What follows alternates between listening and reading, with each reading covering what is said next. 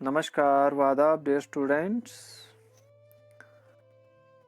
Welcome to home class. जैसा कि आप जानते हैं हम class 8 general science chapter number 15 पढ़ रहे हैं। तो इस चैप्टर को पढ़ने में हमें समय लग रहा है, ये काफ़ी बड़ा चैप्टर है। तो आज हम बहुत ही इंटरेस्टिंग, काफ़ी दिलचस्प टॉपिक के बारे में डिस्कस करने जा रहे हैं।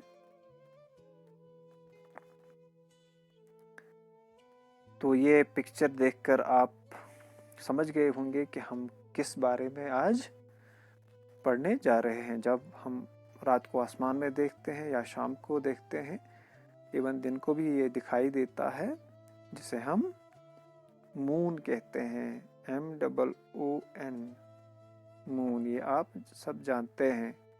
मून मतलब चांद, जिसे छोटे बच्चे चंदा मामा के नाम से भी जानते हैं, जिसे क्या कहते हैं, चंद्रमा भी हम हिंदी में इसे कह सकते हैं, या और भी बाकी नामों से हम इसे जानते हैं।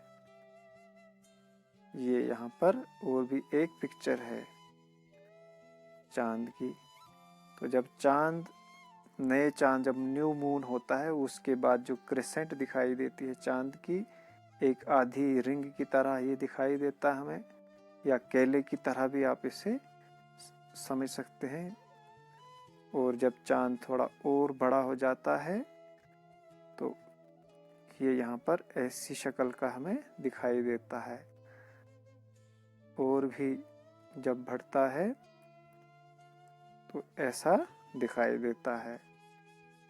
तो जब और भी आगे बढ़ता है चांद तो फिर ऐसा हमें दिखता है।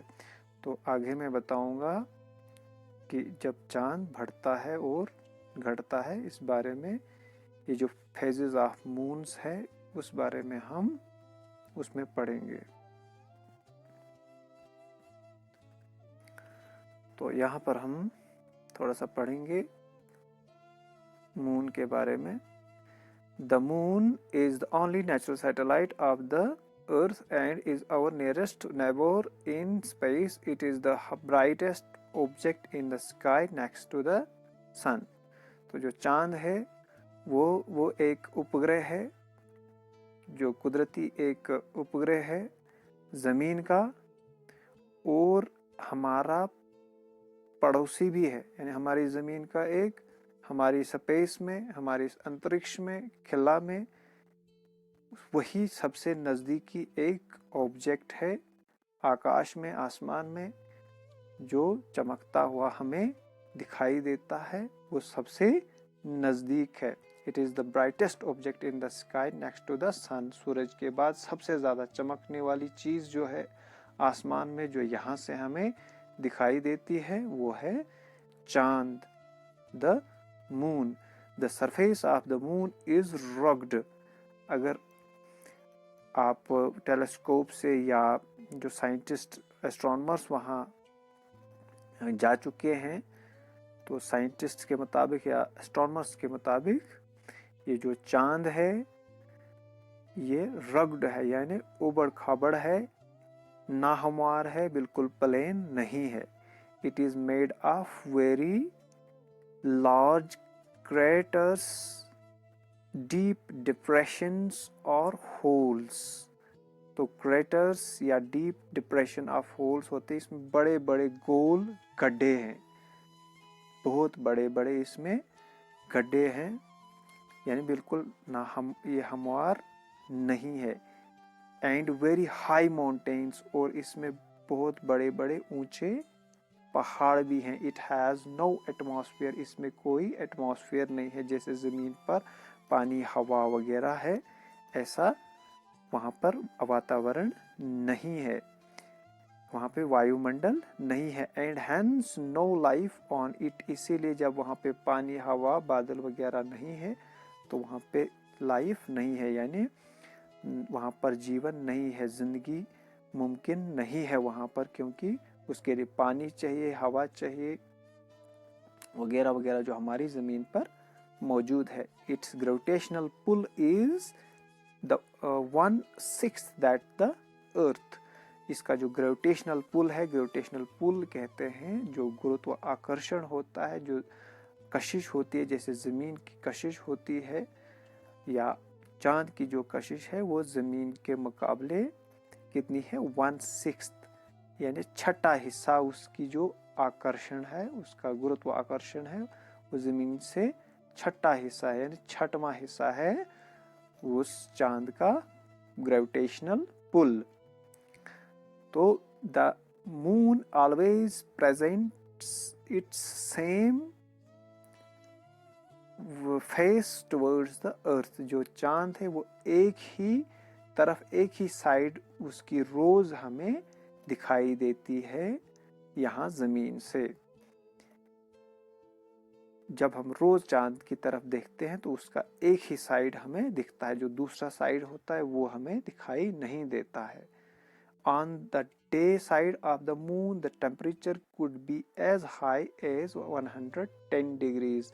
तो जिस साइड धूप पड़ती है चांद पर, तो वहां पर जो टेम्परेचर होता है वो होता है 110 डिग्री सेल्सियस, यानी 100 डिग्री पे पानी उबल आता है, पानी उबलता है। और वहां पे जो डिग्री है 110 डिग्री सेल्सियस से बहुत ज़्यादा गर्म होता है। On the contrary, the temperature on the night side of the moon could be as low as -150 degree Celsius. तो जो दूसरी साइड यानी नाइट साइड जहाँ पर यानी कंट्ररी होता है, उल्टा, उसके उलट जब हम देखेंगे तो जो नाइट साइड होते जहाँ पे धूप नहीं पड़ती है तो बिल्कुल वहाँ पे काला दिखाई देता है, तो उसको नाइट साइड भी कहते हैं। तो वहाँ पर उसका उलट होता है, यानी -150 डिग्री सेल्सियस होता है, बहुत ज़्यादा ठंडा होता है वो एरिया।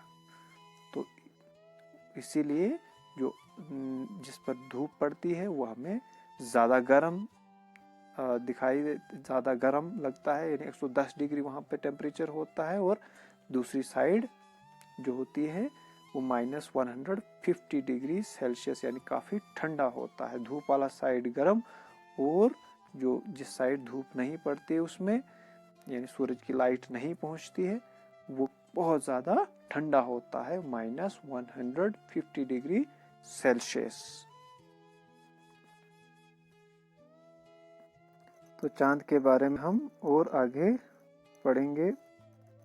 मैं आपको बताऊंगा कि चांद हमें घटता और बढ़ता हुआ क्यों दिखाई देता है। ये हम इसमें यहाँ पे छोटी सी वीडियो है, इसमें हम देखेंगे।